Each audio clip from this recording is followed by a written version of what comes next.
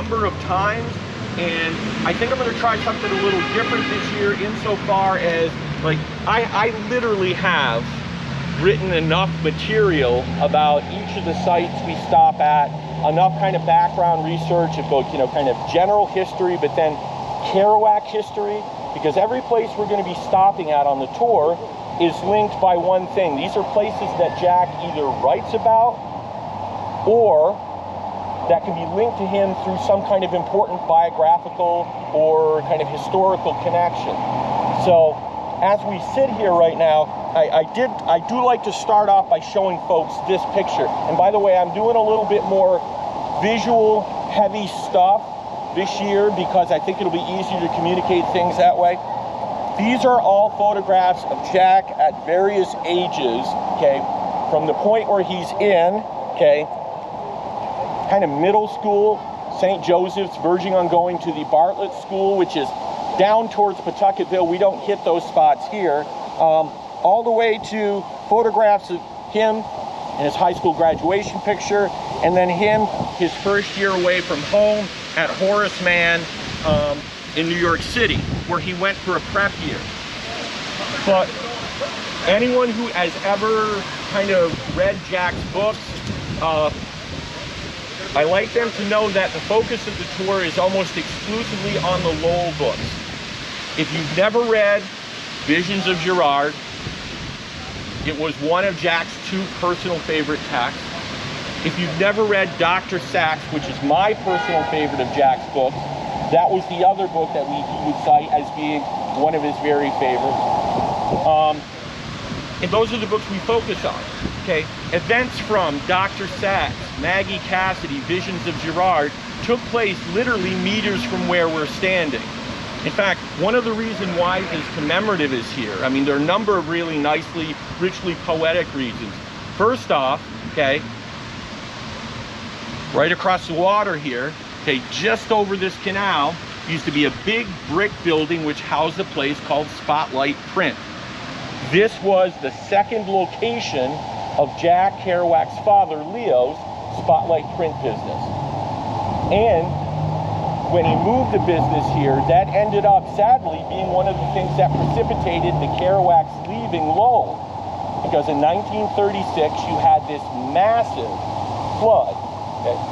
The flood, there were record, you know, peak levels of water kind of coursing over the Pawtucket Falls. Like, if you ever make it to that side of the city, for those of you who might be going on the Ghost Tour Sunday night, we talk about this.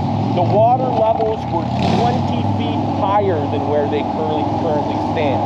I mean, they had rain, they had this huge pile of snow from the winter, broke up, all of this stuff happened at the same time. Now that flood, okay, did not wreck entirely Leo Kerouac's shop. It would take another 2 years of him limping along, but he couldn't make any money because he needed money to buy all this new gear, and he was $3,000 in debt to a who became a former friend of his for the obvious financial reasons. But bear in mind, this is happening in the middle of the Great Depression. Okay, so here we got a picture of Leo Kerouac, the young, hale printer who is, you know, is Jack's dad. Jack has enormous respect for him. 3 words you never wanted to say around Leo Kerouac were Franklin Delano Roosevelt. He absolutely despised Roosevelt.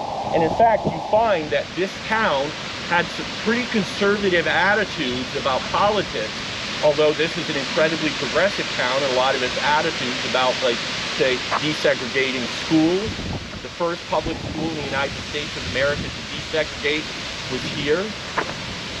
In what year? 1837. Okay, that's a good long while ago. They were technologically very sophisticated here. Across the street, by the way, there's long been speculation that the Paradise Diner provides at least part of the inspiration for the name of the character Sal Paradise in On the Road. I've never found someone who could confirm that. But Leo Kerouac certainly would have eaten at this place because it was put there, that Worcester Diner in 1937.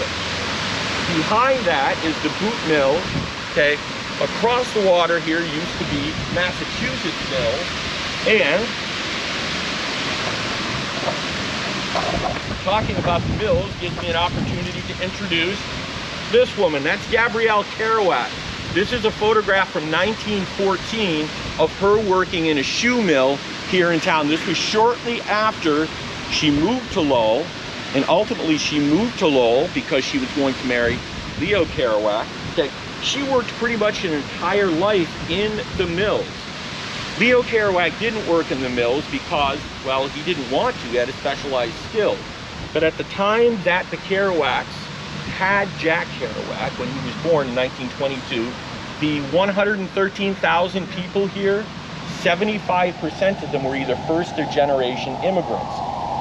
And from about 1840 to 1930, okay, which is when this town really takes off and becomes a manufacturing center and, you know, all of that stuff, nearly 1 million French-Canadian people migrate from Canada down here to get the good mill jobs. Now, if you are in town and have an opportunity to visit the boot mills, okay, I guess good job is a relative term, because when you see the kinds of hours and conditions these people worked under, it's remarkable any of them survived at all. But Gabrielle Kerouac, okay,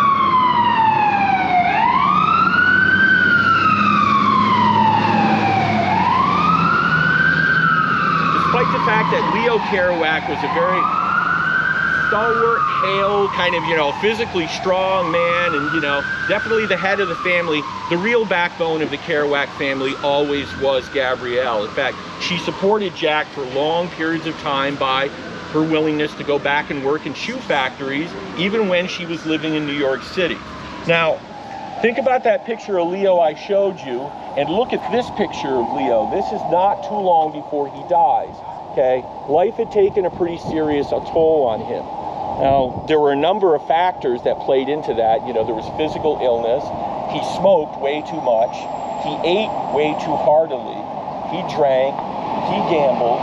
Not so much that it ever really debilitated the family, but it did create problems within the marriage occasionally when the man who was supposed to be, you know, kind of paying for things simply couldn't anymore.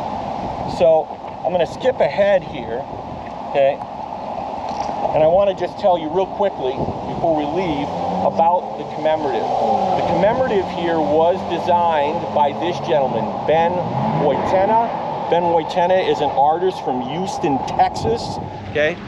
And his design for this is actually genius. You have to see it from the top to really appreciate what he was trying to do, okay? And here's a diagram. It's a conflated cross and Buddhist mandala, because he understood that essential to any understanding of Jack Kerouac was spirituality, particularly this kind of syncretism, this linked kind of Buddhist Catholic faith that he had. Now, Kerouac studied Buddhism very, very seriously, you know, for a concentrated period of time. In fact, my friend Charles right here is going to be doing a lecture later today addressing some of this stuff. You absolutely got to stop in and see that, because he's doing great new work that people haven't heard before on that subject. But he really got the design right. And he's like, you know what? Although Jack said he would be willing to pose naked for a statue to be placed in like the center of a town square, they thought better to actually put these very strong kind of monoliths with Jack's writing. So you've got passages from every one of the Lowell books here. Okay. Now they got here because Jack's last wife,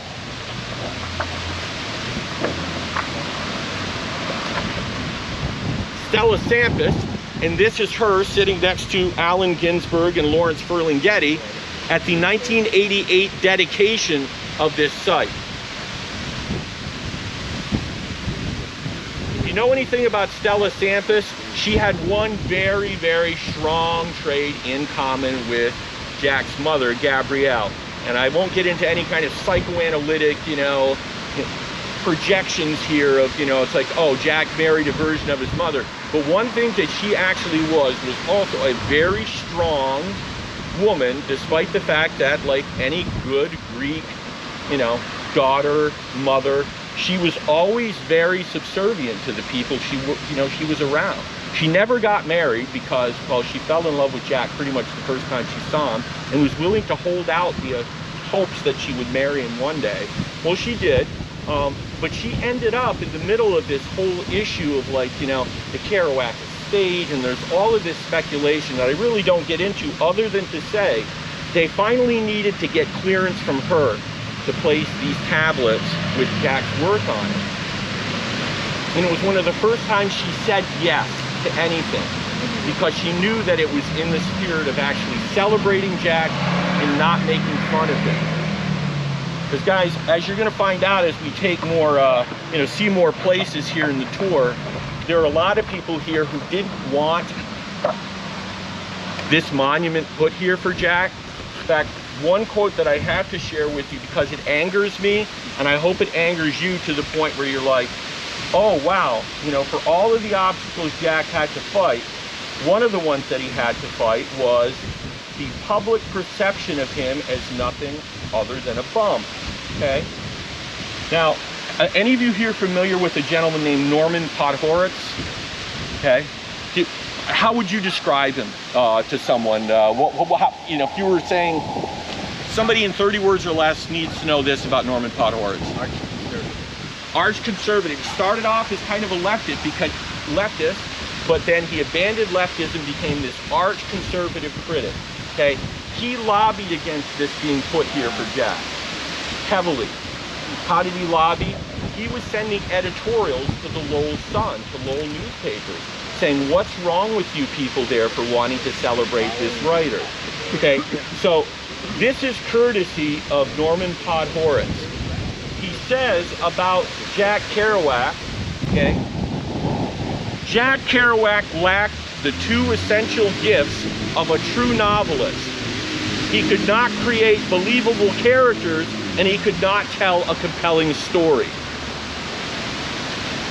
He described Jack's words and books as formless, narcissistic, incoherent, and this is my favorite part because I was a high school English teacher for many years. He said, the primary message that Kerouac was conveying to young people is this. And by the way, they were the only people who could ever, understand, reading Kerouac. Why would adults want to read this guy? He's a fad. Okay? But he says this, Kerouac's message is ultimately that the life being lived around them is not worth living at all. Now, I don't know if you've ever gotten that from Jack's books, but that has never been my sense of who he is. Okay? And I was like, what does a guy who lives in New York City have to do with putting the kibosh on this place? Well, they got almost universal support here, although there were some folks who, were never really receptive to the fact that this has been put here. But not only does it belong here, but it probably should have been put here even earlier. So we're here because, as this sign shows us down in the corner here, Spotlight Print, General Printers, and this sign used to be kind of over there where that pod is. This announced Lowell Industrial Park. Okay, so the monument was put here for Jack because of the proximity to his Jad's printing shop.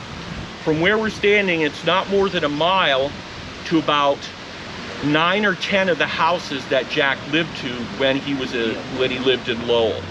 Okay. Down this street right here, where that parking garage is, and I'm going to talk about this some too, Jack's, one of his favorite recreations as a kid, other than sports, other than his writing and his cartoons and reading pulp novels and hanging out with his friends, he was an avid cinephile. He was a moviegoer. And one of his favorite movie theaters existed right there. It was called the Merrimack Square Theater. The Merrimack Square Theater sat about 1,700 people. And it was one of Jack's favorite places to go to see Marx Brothers films. If you've never read it, please consider doing so. But it's in The Unknown Kerouac. It's a shorter piece of novella called Memory Bay. One of my favorite texts on Kerouac. It concludes with Jack and his good buddy, Michel Fournier, going there and watching Animal Crackers, the great Marx Brothers film, and just laughing hysterically, but laughing with the tacit understanding that Harpo Marx was an angel who'd come to kind of deliver joy to the people. Okay, so Jack had some pretty, some pretty strong, feelings about movies, mentions them all the time.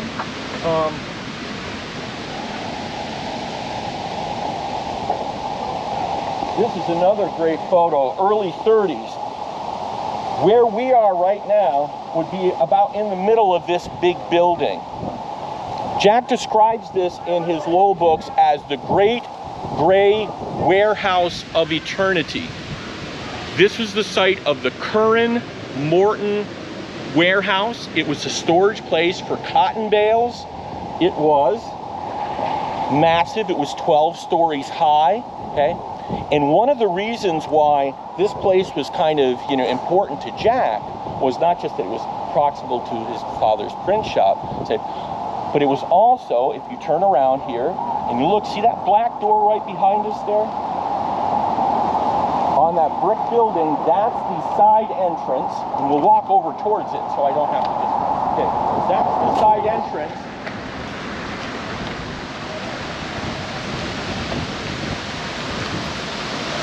For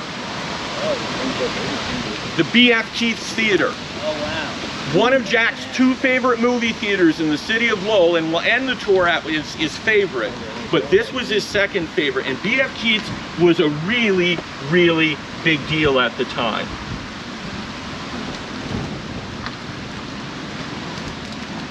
I have some pictures of this place on a movie premiere night. Okay. Now, in 1933, you had the corporate merger here, so B.F. Keith's became RKO Keith's. Okay. This is on a movie premiere night. Literally, this street right in front of us, this sidewalk. They had a huge marquee, they had 2 balconies, they had a mezzanine, room for 2,000 seats in this theater. This was one of Jack's dream palaces. He used to love to go here and see movies. And in the day, for a nickel, you could get in to see 2 features. You could see a newsreel, a cartoon. You could oftentimes see like a little serial, a short film. You could actually stay in the entire day if you had the time and the inclination. At the time that Jack was of mature age and he started going to movies, there were 9 active movie theaters in the city of Lowell. He refers to all 9 of them in his books. Okay. So when people miss that, I say, well, if you have a hard time reading a book like Dr. Sachs, you might go, the sudden shifts in focus don't seem to make much sense to me. Well, no, because that's not a literary convention that was in use at the time. Jack was actually using almost like montage, like classic Russian Eisensteinian montage to kind of, create juxtapositions between these worlds. Dream and memory and reality are kind of intermixed in what he called the mad universe of his own mind. So this was one of his great dream palaces. So R.F. Keith's Theater was right across the road from a place called Dana's, D-A-N-A-S. Dana's used to make something called a lime Ricky.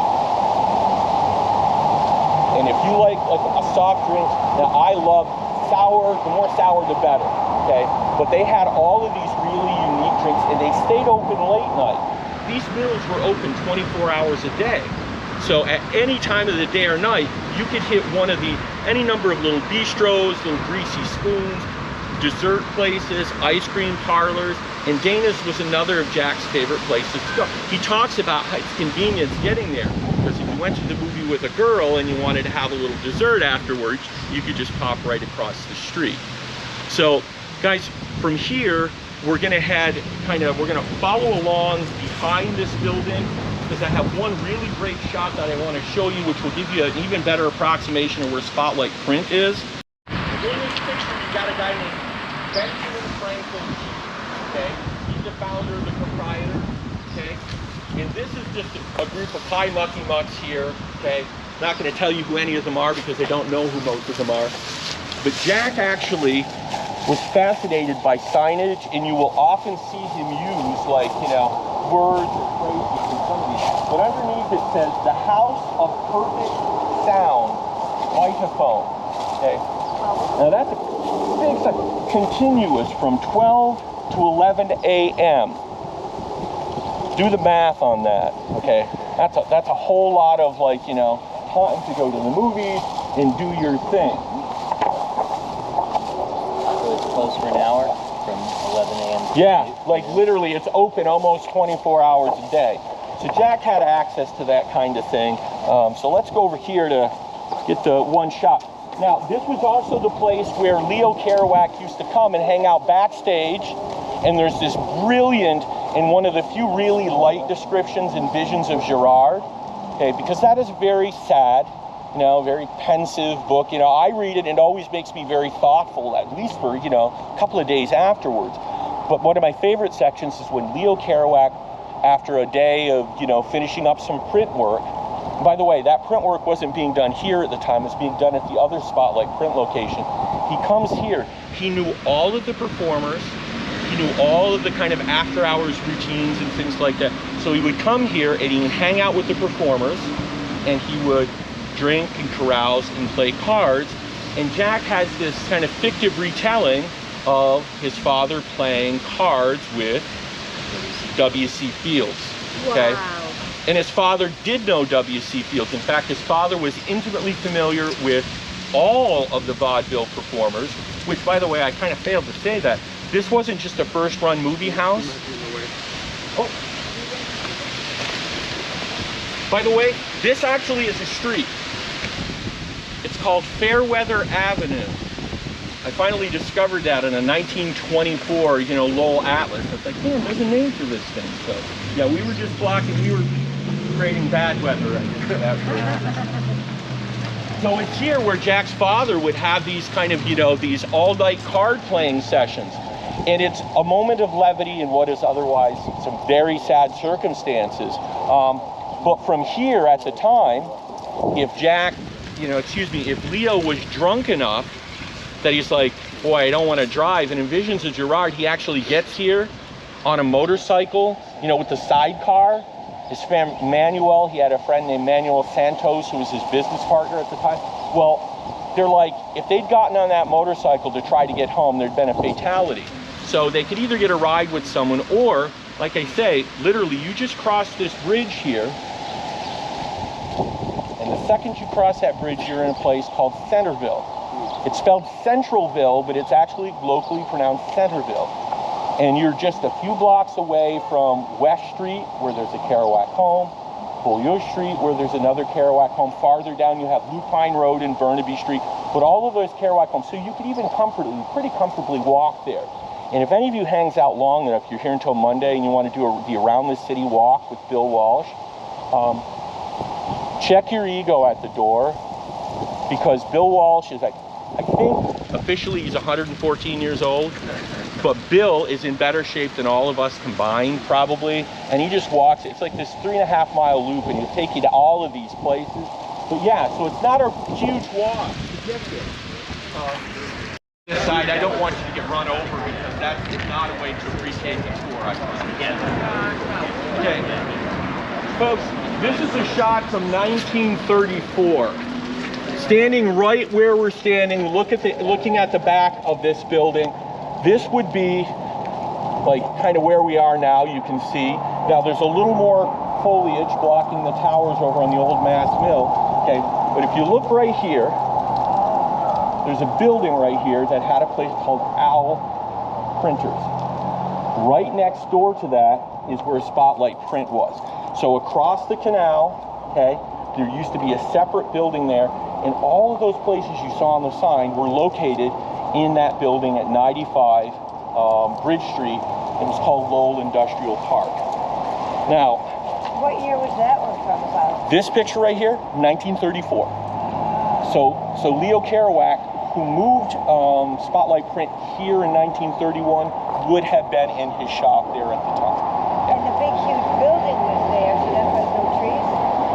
Well, yeah. This, by the way, this is all grown in as a kind of a, you know, sort of, no pun intended, an outgrowth of having the park there now, okay? So they used to keep that cleared out. In fact, they couldn't have anything there because you had that 12-story warehouse sitting right there. But that's all grown in the subsequent decades. That row of trees, was that planted as part of the park, or was that planted separately? When I first started coming here, there was far less of this, so I think that's a kind of recent development. Some of it is. Okay. It's huge. Okay. Now,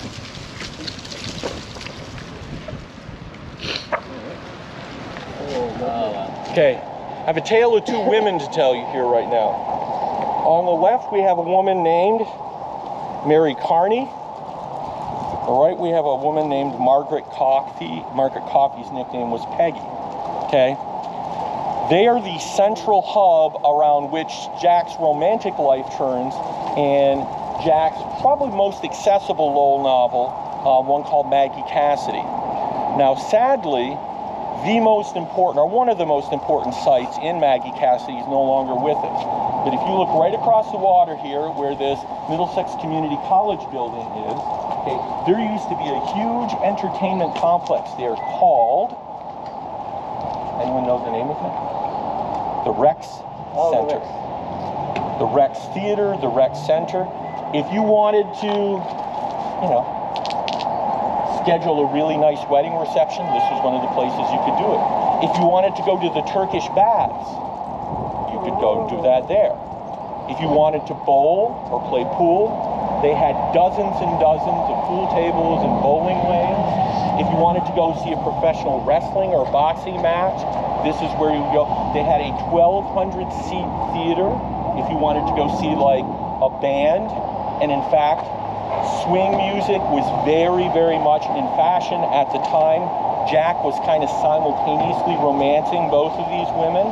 And for a good long while, there was confusion as to which one of them was in fact Maggie Cassidy, because they both have the initials MC. Well, Maggie Cassidy is actually Mary Carney, who used to live a couple of miles from here down on Billerica Street in South Lowell.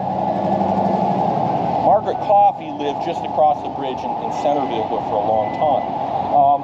But they're part of that, you know, that sense of complexity that Jack has in his life at the time. And while he's simultaneously trying to keep company with both of them, by the way, he meets Mary Carney here for the first time. He dances for the first time with her here.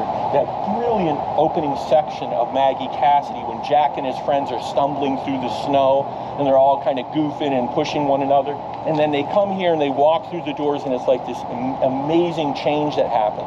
They all of a sudden like grow up like emotionally 20 years in a split second, because they're like, oh, there are women here, we have to behave differently. So the building complex had been there since 1933, and it was the entertainment hub for Lowellians. You know, people, as David Pavir, a Lowell journalist, wrote one time, this is a paraphrase, he says, more Lowell couples fell in love and ultimately were able to, you know, to bring their love to fruition here, because this was a place where a lot of first dates were taken.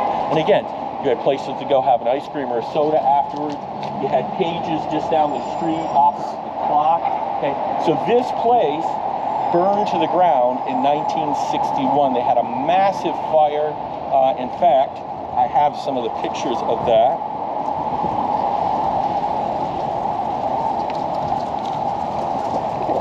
Do they have any idea how the fire got started?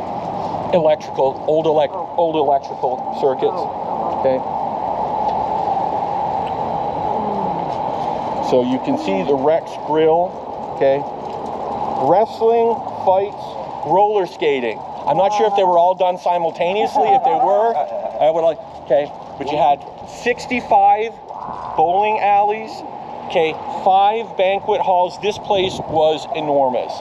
And Lowell lost a lot of it. And guys, this was open during the Great Depression. This was a place that you could go to kind of get away from those worries. Now, one of my friends, a historian, Dick Howe, has said the Great Depression arrived in Lowell a little earlier, but it didn't have quite the impact it had because you still had a pretty good textile industry going on here. So not as many people were out of work, not as many people were in fact struggling. Okay, so they needed recreations, they needed places to go. In Jack's description of going here for the first time, and the music is playing, okay,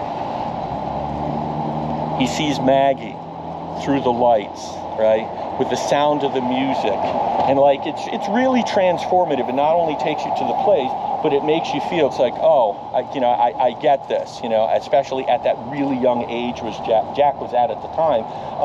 This all must have felt like, you know, like world-changing stuff. Was he in high school? He was. Yep, he was, at the time, Jack was a senior at Lowell High School.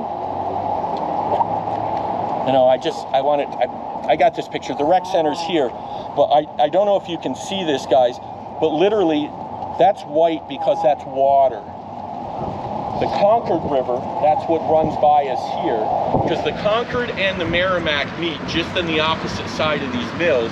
The Concord overspilled its banks all the way down this street. There's the Memorial Hall down here, or the Memorial Auditorium, which is a really beautiful concert venue now. They've got photographs of people like dragging boats, yeah. Wow. Oh. To kind of get people around the, you know, around the flood. So you've got, you know, one of the central spots here. It would be great even if there were just a plaque celebrating the fact that there used to be the rec center here, because a lot of people don't realize that the two most popular places for kids to go to at the time for dances and for music and to hang out were this place and the Commodore Ballroom, which also doesn't exist anymore. So I think they have more to say about the Lowell Sun, because this building at one point in time housed employers that both Jack and his father worked for. But I wanted to tell you just a quick story about this building right here. There used to be a pool hall in existence here called Cameron's. Now, the Lowell Sun would report on anything. When Jack's sister Caroline had an appendectomy in 1935, it made the Lowell Sun. Okay? Well, Leo Kerouac was known for liking to gamble, and some of the gambling he was engaging in was not legal in any way, shape, or form. He got pinched at this place right here. It used to be Cameron's Pool Hall because they had gaming devices. I don't know exactly what the gaming devices were. They don't say in the article, but the Lowell Sun would print pretty much anything. So Leo Kerouac had a police record way before Jack had a police record. By the way, somebody asked me this in the cemetery, did Jack have any kind of police record here? I said yes, fairly extensive. All from the 1960s. He got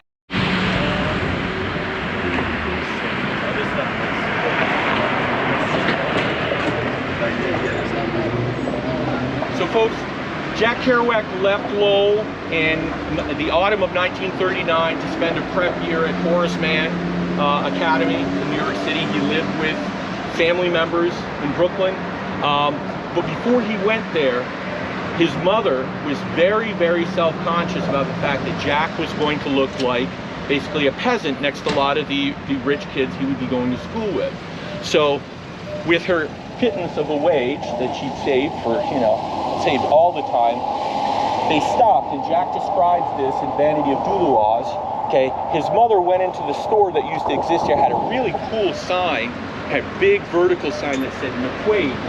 Okay, and this was one of the, it's not the upper class kind of haberdashery, but it was a place where you could get affordable suits and things like that. And Jack very specifically tells us that his mom made a trip here to get him new clothes because she was fearful of him looking like he didn't quite add up. I won't mention this again, although I do have a couple of pictures. I'll show one a little later. But once you get down maybe about a half block here, this used to be one of the many Greek districts, but maybe the most populous Greek district in Lowell. If you were to look at any kind of census records or resident directories from the 30s and 40s, every single name living in the tenements or running a coffee shop or running a market would be Greek. In fact, when Jack says in Dr. Sachs, he wonders why his friend G.J. Apostolus, George Apostolus, or he calls him Gus Rigopoulos in the book, but he wonders why he didn't spend more time down here with them. Well, he lived right in Pawtucketville, but it would have been very easy for him to kind of lose himself in what was the Greek cultural center of Lowell at the time. So a lot of this, actually, the architecture remains, although none of the old Greek businesses remain. In fact, you will find very little trace of the kind of rich Greek culture that existed there for probably about 1870 right to the mid-20th century. Okay, So we're gonna go just across this bridge stop, and I have one more thing I want to tell you about Central Street.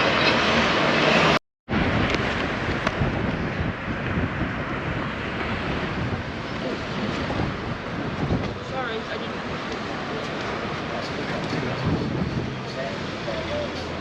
Wasn't Jack French Canadian? So the French Canadians were here along with the Greek population. Yeah, yeah. The French migrations here started about 1840, but basically any ethnic minority group that wasn't able to find quality work somewhere else came here, because Lowell is actually very, very progressive in its treatment of immigrants. They were definitely ahead of the curve. So folks, this is just taken from the 1926 Lowell City Directory, and it's got a list of all of these movie theaters on there. We're standing at the site of the former Strand Theater. Okay.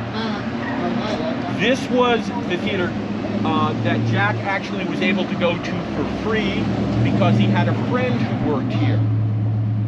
Jack was able to go to basically all of the movie theaters in Lowell for free because, one, his father printed advertising flyers for them, or he had friends. He had a friend who worked here, he had a friend who worked down a block on this side, and in fact, if you look, this used to be called Theater Row, right down Central Street, the next couple of blocks.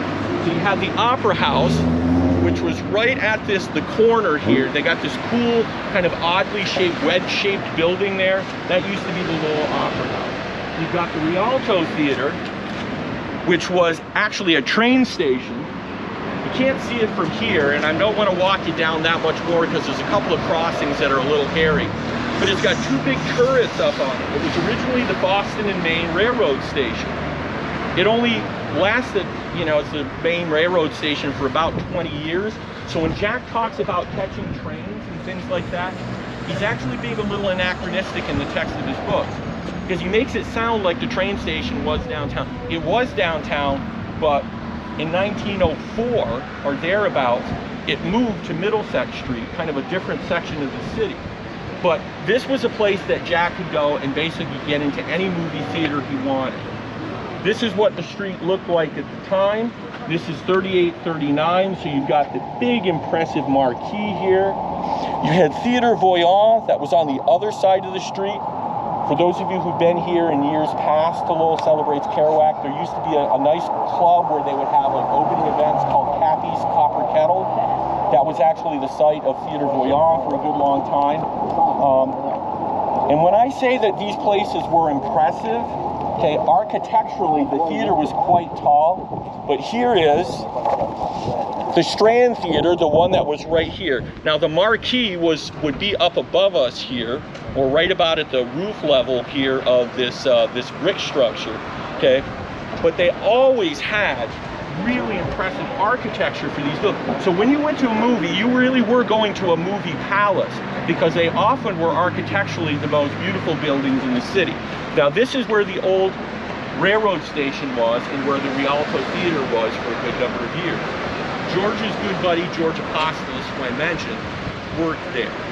Now, I need to say this, and I know I'm in mixed company, so I'll say it as delicately as I can, but some of the first kind of sexual hijinks that Jack and his buddies engaged in would be with a young woman who happened to work at the theater.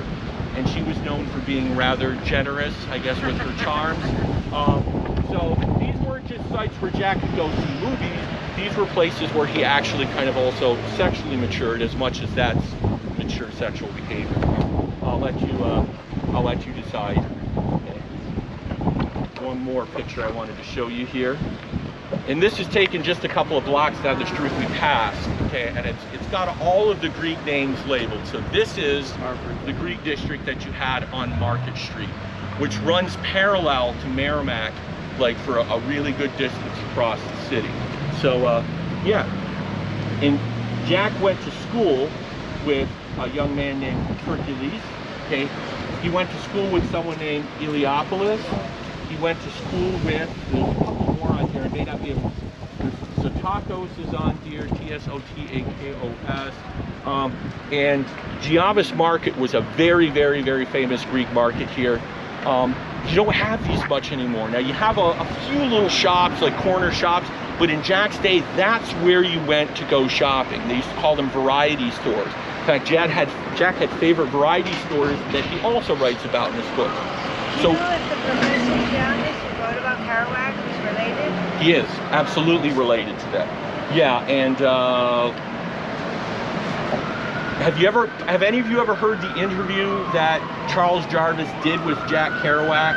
Okay, that building, the building just down here that had Cappy's Copper Kettle, that's where the radio station used to be. So that's where Jack would have gone when that particular bit was recorded. And for those of you who are looking for this kind of material, there's a really nice audio archive at a place called ubu.com. And they actually have some of those recordings there, and you can actually listen to Jack, who was, I guess, lit up just a little bit, but it's also a very, very telling interview. It breaks my heart every time I listen to the piece about him when he talks about his brother, Gerard, who's waiting for him in heaven, and it's like, and Jack's voice breaks when he's saying this. But yeah, so anyhow, that bit was recorded. Was the radio station WCAP present day, or was it another radio I think station? that might be it. Actually, that might be the call letters. And I should have that down somewhere, but Well, it is now. This is a passage from Jack Kerouac's The Town and the City, his first published novel, okay, which provides some of the most precise, documentarily, sound descriptions of the city of Lowell. So this one reads, follow along to the center of town, right where we are here. So imagine Jack Kerouac standing here, okay, kind of viewing, okay? Where at noon, everybody knows everybody else. Look around now and see the business of the town deserted in haunted midnight. The 5 and 10 Kresge's, which was at 35 Merrimack Street, just across the way here. And the 2 or 3 department stores. You had Bon Marché, which is down here just a couple of blocks. You had Cherry and Webb, which was this big white building on the corner here. Woolworths at 53 Merrimack. It's actually on this side of the old bank building. Okay, so I annotated this for myself. I won't read the entire thing or every annotation, but literally you can follow Jack's line of sight as he's describing all of this in the town and the city. Okay, the groceries and soda fountains. One of the soda fountains is right here, D.L. Page's, this building we're standing in front of. And drugstore, Legette's, which is just down the street near the bank. The bars, the movie theaters, we've seen any number of them. The auditorium, that's that big white building, not this one, that was the post office, but the one I was telling you about before. The dance hall, he's talking about the Ritz. The pool rooms, one around the corner, also the Ritz. The Chamber of Commerce building, which is a little bit farther down the street here on this side. The City Hall, old City Hall, was just a couple of blocks down here. Now that impressive building with the clock on it, you can see the eagle at the top, that is new City Hall. But literally, he's giving you a blow-by-blow account of this city. It's not named Lowell in its first book, it's named Galloway, okay? What is the background of that word Galloway in regards to Lowell? I'm sorry to there are a number of explanations. I don't know that I could actually kind of simplify them enough for the sake of our time. But let's just say that one of the things Jack was actually trying to do, he was trying to cloak the name of the town a little bit, at least a little bit, because Jack knew he was writing about real people and real places. And by doing that, he was running the risk of saying something that was libelous. Okay, so he didn't want to do that. So guys, we're talking here the very heart of the business district of Lowell, Massachusetts at the time, and it kind of still is. Now, the beacon here is the Lowell Sun building. Jack Kerouac worked here for about 9 weeks at the beginning of 1942 as a Cub sports reporter. His father had an office on the 7th floor working for Metropolitan Life Insurance. This used to be called called Merrimack Square until 1921, okay, when the body of this young man, okay, Paul Carney. By the way, it took 3 years to get his body back from the battlefields of Europe during World War I, so it could be properly buried at St. Patrick's Cemetery. They renamed this square in his honor. It's called Carney Square to this day.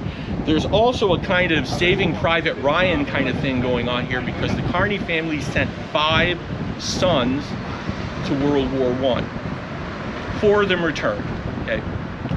1 did not. So anytime you see Jack talking about Carney Square, he's literally talking about where we are. It's on both sides of Central Street, but basically you're talking this kind of central hub. This used to be where bus pickup would be. They had trolleys in the city of Lowell that went all the way out to the top of the hill, the Drake border in Pawtucketville. Okay, so you had a pretty sophisticated infrastructure here of transportation at the time. Now, I like showing this because it gives you a sense of how, I mean, it's definitely different, and this was a special occasion. But this is VJ Day, okay? This is Carney Square at the very end of World War II. So they were pretty excited. Now you see that clock we're looking at right here? We're standing under it, okay? This clock has been here since the beginning of the 20th century. In fact, the guy who used to run a store here was one of the most famous of Lowell's many famous Civil War soldiers. He lived to be 97 years of age. His name was Dudley Page, but he started a confectionery in 1866, bought this shop as kind of a storefront for his candy business, and he had a nice little cafe here that he ran himself until 1942 when he passed away. So when Jack talks about these places like Page's Clock, this is what he's talking about. Now this sign here says Lee's Chop Suey. Jack talks about a place called Chin Lee's, which is the favorite Chinese restaurant for the family to eat at. That's not this place. Chin Lee's is actually down a couple of blocks farther, okay? But there are more casual pictures of Carney Square where you can actually see on a typical day that instead of traffic lights, you had a police officer standing right in the middle. Okay. And Jack describes this also, you know, kind of these police officers managing the traffic. In fact, he even names a couple of police officers from Lowell history. None of the ones who arrested him in the 1960s, but there was a guy named Lewis Turner, who he renames Tooey Warner in the town and the city, who was known for being kind of a hard ass, especially with the kids, and you know, he could be kind of a nightmare. But this is what it kind of looked like. Not really all that much different from how we see it today. So, I wanted to show you this because the managing editor for the Lowell Sun, now this is a little bit prior to Jack's time, but this is a man named Tom Costello. Tom Costello was the man who hired Jack Kerouac here at the Lowell Sun. There's that great passage in Vanity of Doulawas where Jack's waiting for his Navy paperwork to process, and he's going to join the Navy, and he's like, I just need a way to make some money, so maybe that I can get like a delivery route, like I can drop newspapers off in a truck or something. That he goes there and he meets this guy, and this guy says, wait a second, aren't you the football star? Weren't you going to like Yale or something like that to study like journalism? And Jax was, well, no, I'm going to Columbia. He says, we're not a bunch of hicks around here. You can have a job. He says, hey, let me take you up. He introduced Jack to the journalist that very day. Jack got hired as a Cubs sports reporter. So this is the guy responsible for that. Jack made $15 a week working for the Lowell Sun, and his journalism career wasn't all that distinguished. If you look in the Lowell Sun or the Lowell Citizen Leader, you can actually find some of Jack's bylines here. And you know the way Jack can be rather florid sometimes and a little over the top in his descriptions? He was no less so in some of his sports writing. So reading some of these, they're kind of funny. It's like, I don't think Jack had much of a career as a sports journalist, despite him having been a really great athlete. So all of that stuff, guys. Oh, and by the way, here's Dudley Page. I knew I had a picture of him up there somewhere.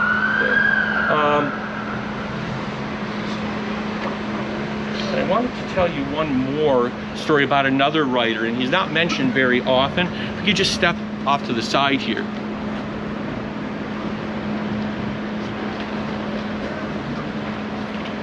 Now we're actually looking at, okay, this building, and where this little like archway here. There actually used to be another small building there. The three buildings were the Waldorf Cafeteria, which Jack talks about, okay, Crown kind of candy company, which I'm not sure if he writes about, but he does write about in both his correspondence, and he refers to some of the late night hangouts.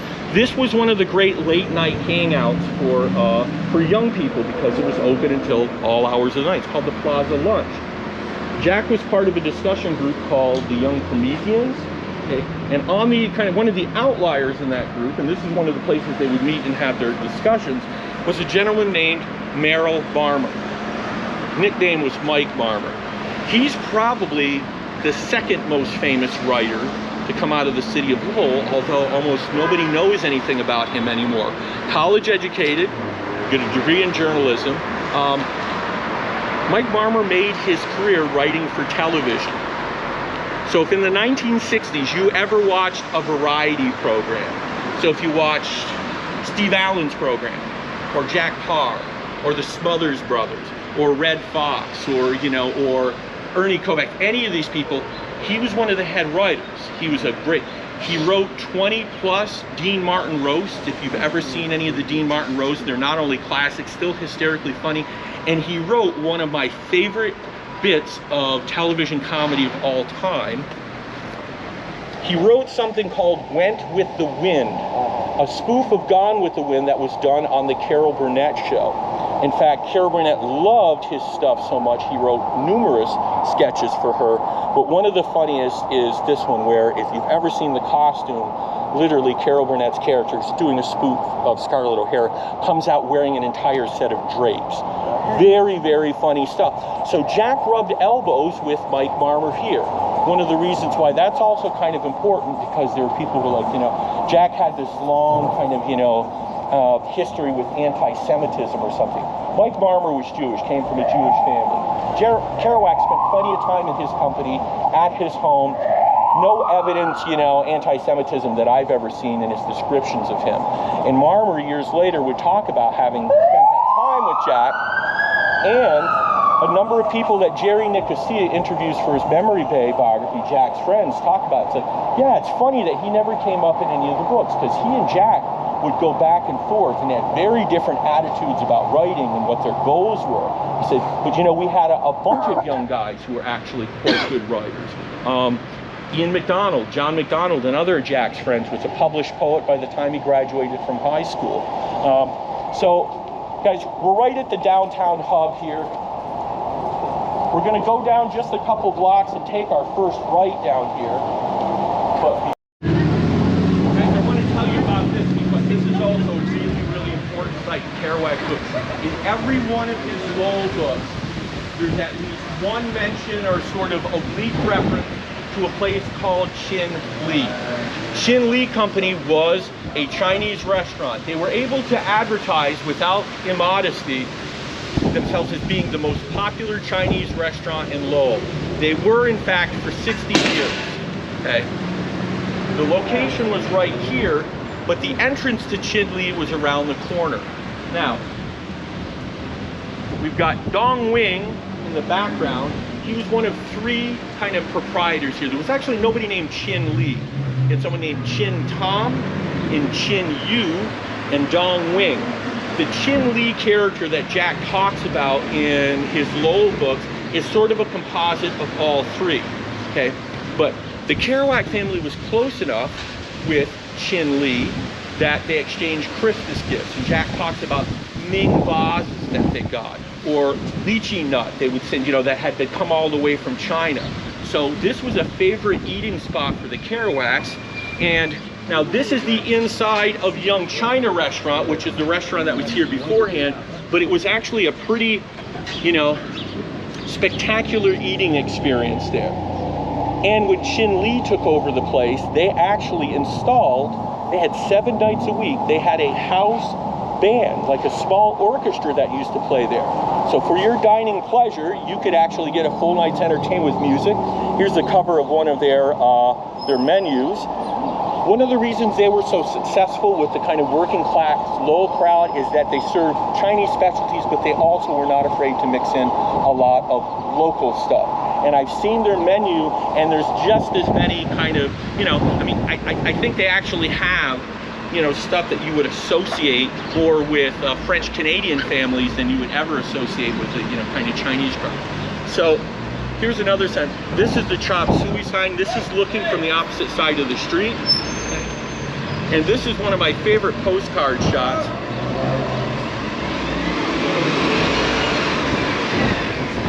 Now paying attention. There's the bank, the pillar of the bank, and you can see the Chin Lee sign which used to hang there. Now it's another sign that I really wanted to stop and tell you about, because Leo Kerouac was such good friends with Chin Lee that he had on top of this building this big vertical sign, okay, of a man sitting in kind of an office chair with kind of a rotund belly, okay, with a cigar in one hand. It was actually an advertisement for Spotlight Print. So a huge sign that used to sit not quite as high as the Lowell Sun sign used to dot the Lowell skyline as advertisement. Now that says to me that the relationship between the Lee family and the Kerouac family was pretty close. So again, Jack's interest in Asian culture, despite some of the racially insensitive descriptions, I mean, he does use some language in some of the Lowell books, but I think it's the language that would have been typical of a lot of the biases of the time. Doesn't justify it, but it just does explain why it exists there. Folks, I want to tell you about one of the less reputable clubs here in town. It was called the Celebrity Lounge. It was owned by a gentleman named Manny Bello. Manny Bello, I think it was in 1967 or 1968. Was sent to prison for, I think it was like $2 million worth of theft, some kind of fraud. It was pretty significant stuff. But he was the proprietor of this place called the Celebrity Lounge. They had scantily clad women kind of dancing on the bars, and you know, it was a great place for Jack to go and drink. And this was a place that he happened to be in a particular night in March 1964 when this photograph was taken. Okay, this is Manny Bello, and this is Jack Kerouac. It was taken right here at the Celebrity Lounge. Now, for many people, it's this image of Jack that lingers, that defines his image here in Lowell. Now, in 62, 64, and 67, Jack was here. He made trips back here. Sometimes he stayed for weeks, sometimes he stayed for months. He actually took up residence here in 67. He lived in one of the nicer sections of the city, the Highlands on Saunders Ave. But this was how Jack looked a lot of the time in the 1960s. In fact, the guy who snapped the photo we just looked at is pictured here. They gave the camera to Manny Bello. This is Jack with a gentleman named George Poirier. He ran a successful photography business here in Lowell. He's probably the most famous photographer in Lowell history. He should be called the man of a million images. He took over 1 million photographs in his life. There are iconic photos he took of like JFK and Jackie Kennedy when they were visiting the city. Religious figures, dignitaries of all types from around the world. Mayors, entertainers. He's, you know, took photographs of Betty Davis and the Three Stooges. Merrimack by the school? What's that? Is this place on Merrimack by the school? No, University Ave by the school? Yes, very much so, right at the intersection. That's called George of Lowell was the name of the place. We visited his gravesite yesterday. So he was a wonderful, fascinating guy, you know, like most of the men of Jack's generation. War hero, self-made businessman, you know, came up in local schools, lifelong resident of the city, you know, raised any number of kids. I mean, he actually was a renowned vocalist. He sang in a barbershop quartet that performed at, you know, Boston Symphony Hall. But sadly, he's kind of linked to this lingering image of Jack as some kind of stumblegutt. And it's, you know, quite inadvertent on his part. You know, he took photographs of famous people. And one of the most famous, of course, at the time was Jack. But this is the Jack most people in Lowell, especially when they talk about he was a bum. He says, you know, he was not. The proprietor of Arthur's Paradise Diner tells a funny story. He says, you ever hear the story about Bare Ass Jack? I was like, No. He says, well, nobody knows this one. He says, but I know it. He says, because I was there the night it happened. I was like, oh, so already I'm very suspicious of the veracity of the story. He said, but Jack got drunk one night, and he was hanging out with some local friends who were known to being kind of rowdy, and they said to Jack, I bet you would strip buck-ass naked and go running down the street.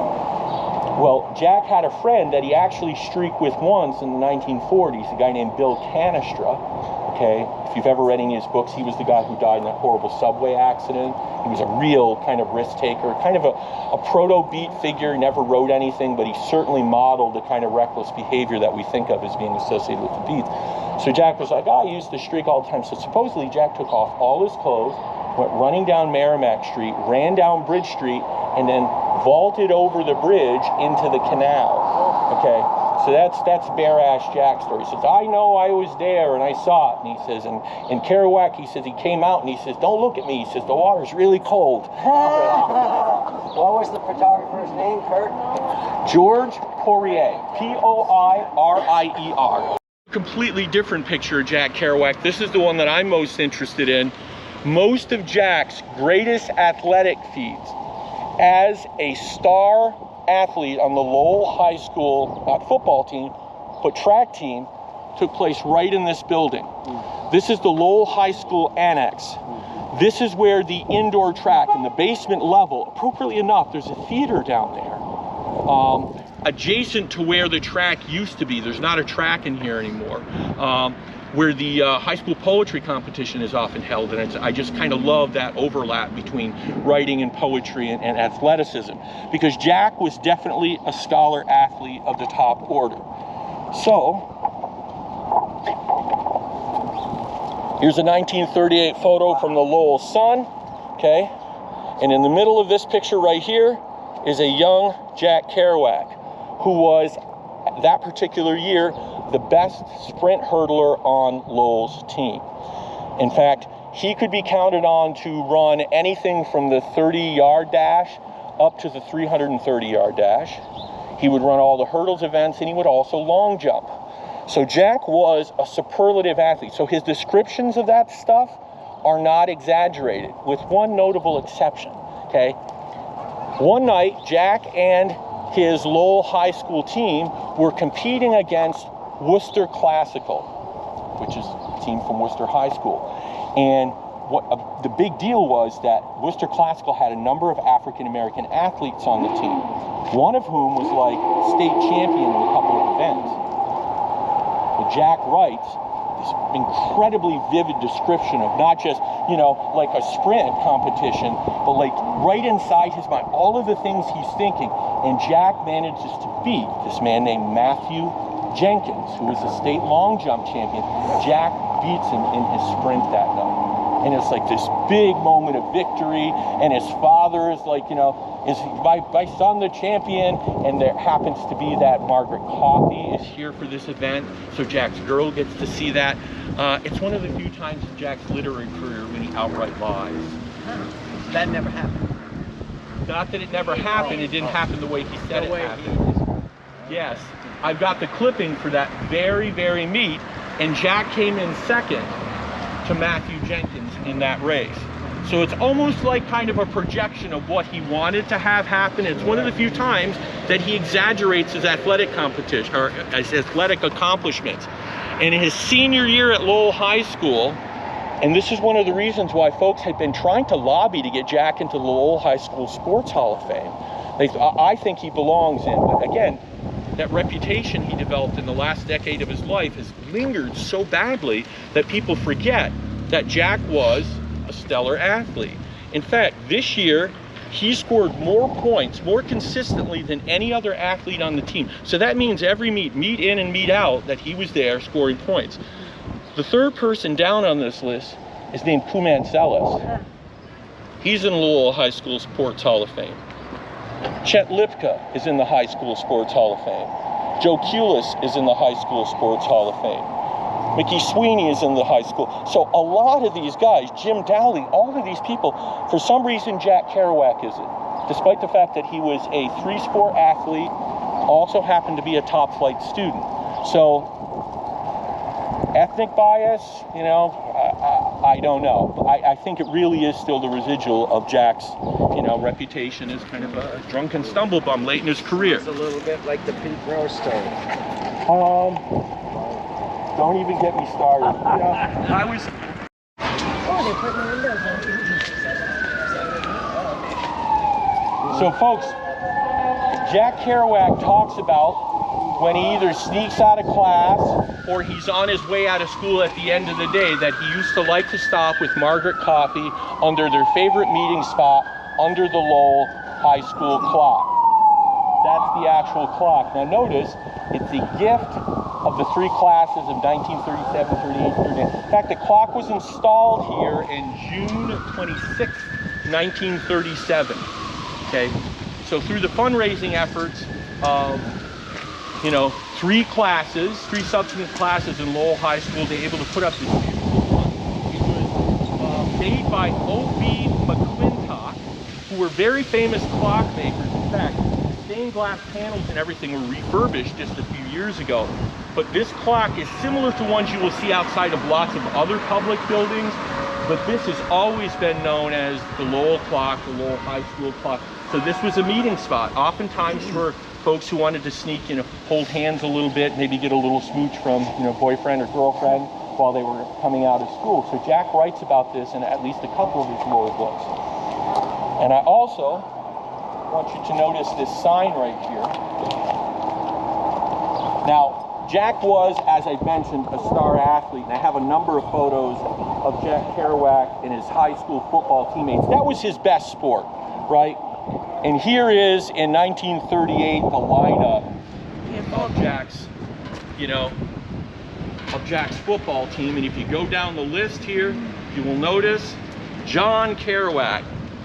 He was called T-Jean at home. His name's Jean-Louis Labrie de Kerouac, the formal name. But he was called John or T-Jean by most of his friends, Little John. You'll notice that Jack wasn't exactly a huge guy. 5'9", 165 pounds. But the tallest guy on the team is only 6 feet tall. Excuse me, 6'2", I'm sorry, okay? Now, He's 16 years old as a senior, right? That's yeah, and it's his 17th birthday party at his home, the one that he talks about, Maggie Cassidy, that happens that spring. So guys, this is just before Jack's crowning moment in his high school sports career, when he scores the winning touchdown in front of 13,000 people at a high school football game. Right. The annual Lowell-Lawrence Thanksgiving Day matchup was a huge deal around here. It was broadcast on the radio, and Jack scored the only touchdown of that game. It's an action shot, and Jack talks about how the ball was actually falling out of his hand as he fell over the goal line. I wonder what would happen if he had fumbled right there, okay, because this was the closing seconds of the game. And 13,000 fans on hand. Right in the front middle of this picture, beaming face, is young Jack Kerouac. Looks like a movie star. Proud as can be. He was strikingly handsome. Kerouac's friends used to say, used to piss us off. He says all of these girls would be fawning over Jack and he had no clue. He was just so shy, he didn't know what to do about any of it. So when Jack talks about the big football game, it's like, this was the one that put him on the map. But the problem was, he wasn't played enough. He was often put in games only late in the games, or it's like, he was called a climax runner. So if they had a third down and long, or they were gonna actually try to run the ball on a fourth down, he was the guy to do. That wasn't part of the whole kind of, you know, the lexicon of football at the time. Running backs just put their heads down and try to run through, you know, follow the offensive line through the defensive line. Guys like Kerouac who were shifty and fast. Jack had world-class sprint speed. You know, Jack probably would have been able to run at least a 4.340 if he'd ever been timed in that, which would put him, you know, one of those training combines for football teams up pretty high. Well, I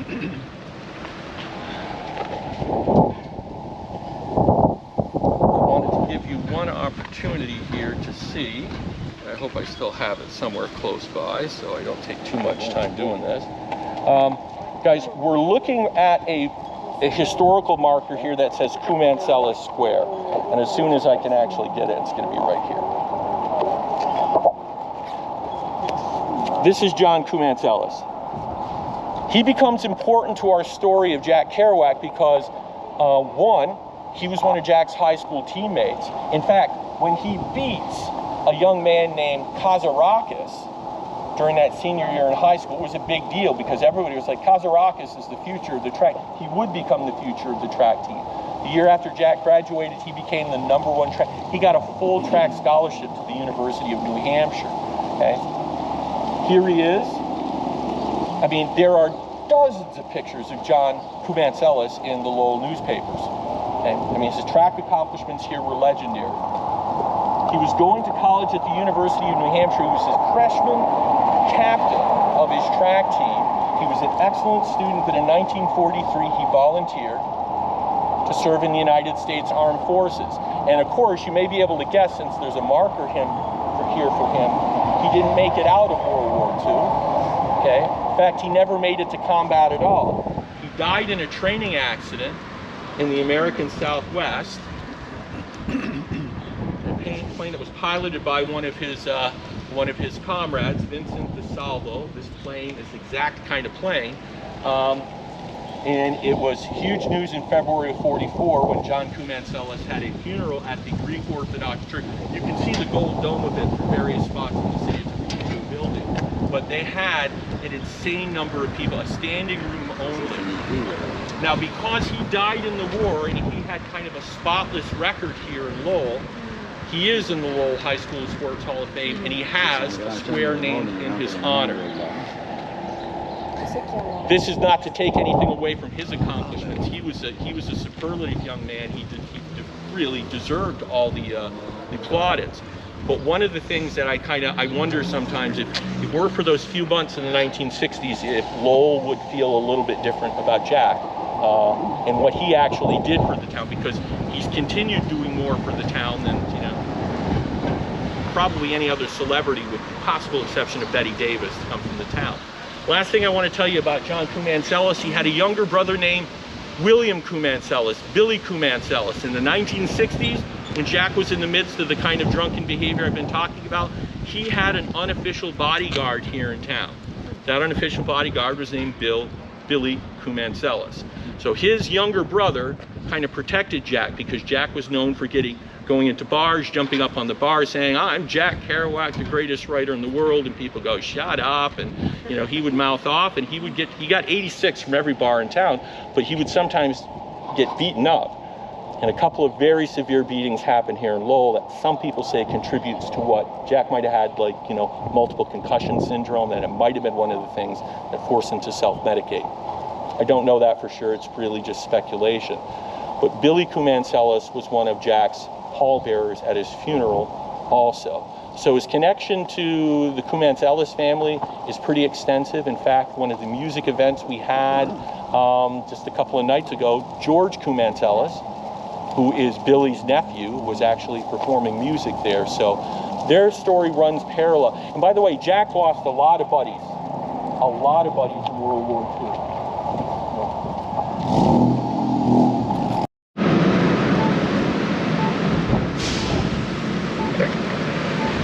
Oh God, I forgot I had this picture in here. Yeah, this is Jack alongside Billy Kumancelis at Nikki Sampis, which was one of, you know, George's relatives by marriage. This is Billy Kumancelis there, and he's looking pretty solid, and Jack certainly isn't looking a whole lot fresher. But just a couple more sites here, folks, and one of them is this particular building in front of which we are now standing. This is the Bon Marché building. This was a huge deal in Lowell. 6 floors of wares. This department store used to be one of the go-to places. Like, if you had to do holiday shopping, this is one of the places at which you were going to be doing it. This is also the site for the one and only book signing event that Jack ever had in his entire life. Sorry, it took me a second to find that. This is Bon Marché during the Christmas holiday, okay, of 1938. okay? So Jack would have been 16 at the time. So this place was lit up like a Christmas tree, okay? Everybody knew about this. Again, it's part of the kind of the thriving kind of commercial culture here in downtown Lowell. And there was a lot of competition for kind of the kinds of products they sold. Now, on the first floor of this building, they actually, get this shown here, they actually had, oh, that's the basement, I'm sorry, books. On the street level, they sold books. So it was an ideal place in which to have Jack's book signing event. Now, the book signing event happened because Jack had written this really, really wonderful book called The Town and the City. The city hadn't really yet embraced the book, but they thought, here's an opportunity. So Charles Sampis, who would become by marriage one of Jack's family members, and he was one of the guys who encouraged Jack to get a job at the Lowell Sun, wrote this very famous column in the Lowell Sun called Sampis Scoopies. And this entire commentary is about the town and the city. And he excerpts the book, he kind of does his own analysis, but it's the last sentence, or last two sentences, and the author has won a Guggenheim Fellowship on the basis of this novel. I've never been able to find proof that that happened. I'm not sure where he got that information, but the final sentence says, the town and the city, may be the great Lowell novel. That was exciting enough that Jack Kerouac's book agent at the time said, you got to go to Lowell, you got to do an event there. And Jack, who wasn't sure how people were going to respond to the book because he wrote about real Lowell folks, did in fact come to Lowell. And in late March 1950, with a very forced smile, okay, signing copies of his books with some of the Lowell matrons. In fact, one of the women, I think this is the husband of this particular woman, her name is Rin, was one of Leo Kerouac's friends and one of the people that they went to for advice on a potential.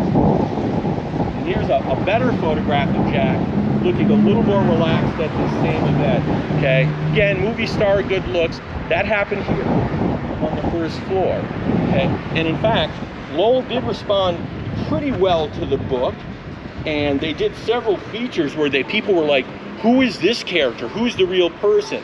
In fact, I don't know of many cases, other than saying the example of Dickens, where they did this. The Lowell Sun published the entire book, The Town and the City, in installments, starting in mid-June, and they concluded in the first or second week of September. So if you didn't want to buy the book, you just had to save your copies of the Lowell Sun.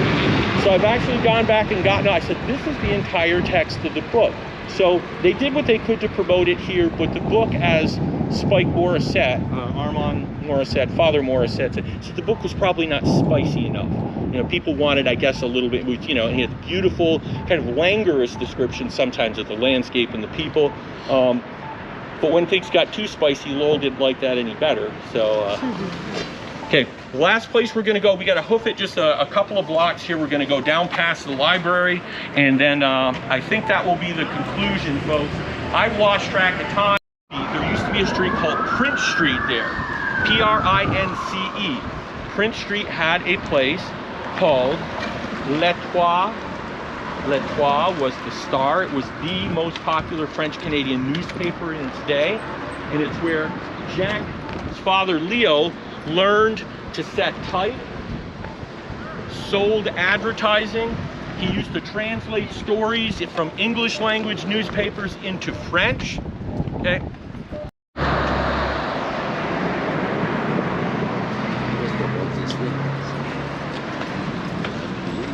Okay, folks, the last stop here is this rather ramshackle looking building that says Hassan on it. Now, I told you at the beginning of the tour, okay, that Jack had two favorite movie theaters in the city of Lowell. One of them we were standing right next to as we started the tour. That was a B.F. Keys theater. But his favorite theater was this one. This used to be called the Royal Theater. It was opened in 1911. It was run by an Armenian gentleman named Charles Harput. His business was so good the first couple of years that he bought property across the street here. It's now a parking lot. And he built another 1,200 seat theater right across the street. Now, I'm not sure that that's sound business practice, but that lasted for a while and then disappeared. But the Royal continued into the early 1960s. Now, this is just a map from the, this is a 1924 Lowell Street Atlas, okay? Here's the Hassan building right here that we're looking at. Just off, now notice this alley right here, okay? And you can see that white building in the back. That's this alley right here. And as it comes out, when you get to the end of that white building, you had 463 Market Street. That's where Leo Kerouac's first Spotlight print shop is. That little building, right there, Okay. the white one. Yeah, well, you'll see it better when we're walking back, but you'll see blue. So you went down the alley just a little, you know, off to the right, and you literally would come to the back door of Leo Kerouac's Spotlight print. So he was a really smart businessman. He put his print shops right in the heart of places that had movie theaters because he did all the advertising for this place. So this is in fact where Jack would come for free when he was younger. In fact, Jack continued going here even after he got a little older. In 1941, Jack saw Citizen Kane here. And it kind of changed. He says, I want to write books like that. I want to write books like I'm a great poet of the cinema. So this was his favorite movie theater. In fact, he writes about coming to movies here with his sister, okay? And he talks about there was an usher who used to work up in the balcony. That's where Jack and his sister used to like to sit. But they used to try to hide from this usher. The actual man's name was Henri Pitre, P-I-T-R-E, okay? And he had lost an arm in an accident in one of the mills. So from the elbow down, he had kind of one of those mechanical prosthetic arms. So he would sneak up on the kids and he would kind of clack his arm and he'd go, shut up, you know, shut up, and he'd make the noise. So he was actually a very, very nice man. He was friends with Leo Kerouac. But Jack devotes an entire, you know, like section of my favorite book, Dr. Sachs, to describing the interior of this place. And it was spectacular. You don't get much of a sense of it from even the photos, okay? Although, you can see here, they used to have a pretty impressive marquee, okay? And the Royal Theater was actually, you know, a second-run movie theater. So these weren't the new movies. This was second run. But Jack always liked places that were a little bit run down, off the beaten track. So the Royal was his favorite movie house. And he also associated with it all those wonderful periods where he used to come to his father's shop, okay, and do work with him there. And it's one of the places, in fact, it's one of the places where Jack himself learned something of the art of like printing and things like that. In fact, one of Jack's father's really good friends, a man named Elzir Dion. Elzir Dion was the guy who gave Leo Kerouac the $3,000 loan to help him move from here to the other side of the city. He was interviewed in the 1970s for a Kerouac biography, and he actually said, well, I've read enough of Jack's books to know that the real writer in the Kerouac family was Leo Kerouac. He had a wonderful way with words. Again, he used to rewrite stories from French to English and English to French, translate those stories to put in the local French papers or English language papers. He used to make pitches and have to write kind of promotional literature a lot of time for places that he was associated with, and he had a real facility with words. I've been looking but cannot find any copies of any of the small newspapers that he wrote.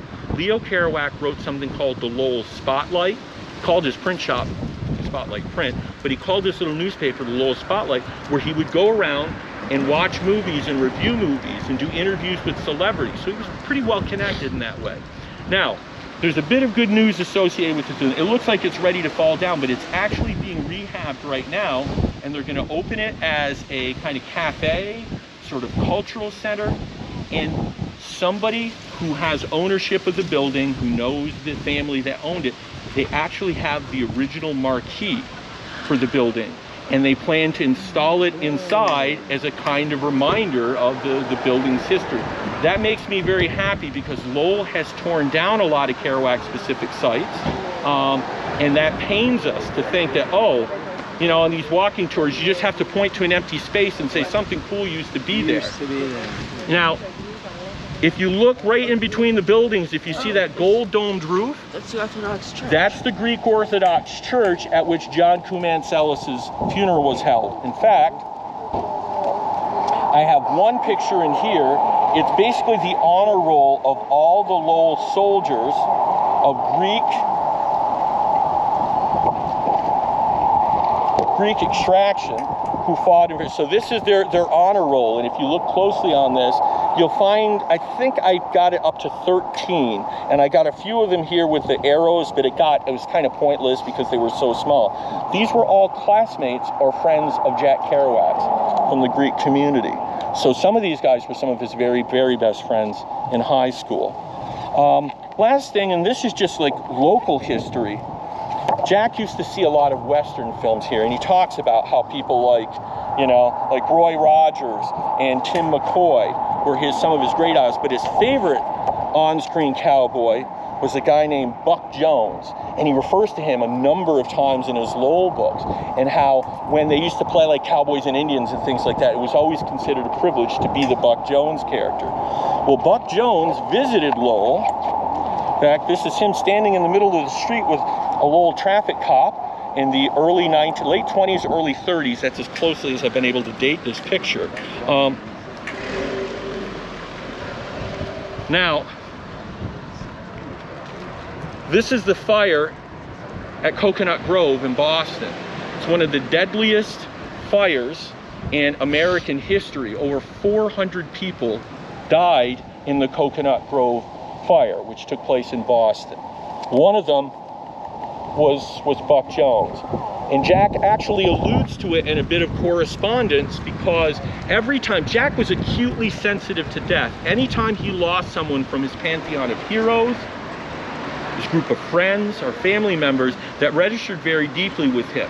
And I've seen one critic, and I think maybe rightly so, describe Jack as one of the most death-obsessed writers in the American canon. There's a lot of mentions of death in Jack's books. One of his principal books, Visions of Gerard, culminates in his brother's death. Okay, so he didn't have a problem writing about it, but I think it's one of the ways he sort of, I don't know, cathartically released a lot of the emotions he had around those things. Writing it made it feel both more real in some ways, like he'd externalized it in a way, so he didn't have to like keep it in his gut. So lots of death, and one of the reasons one of his favorite words is the word haunted. The word haunted comes up hundreds of times in Jack's books, is because this town haunted him.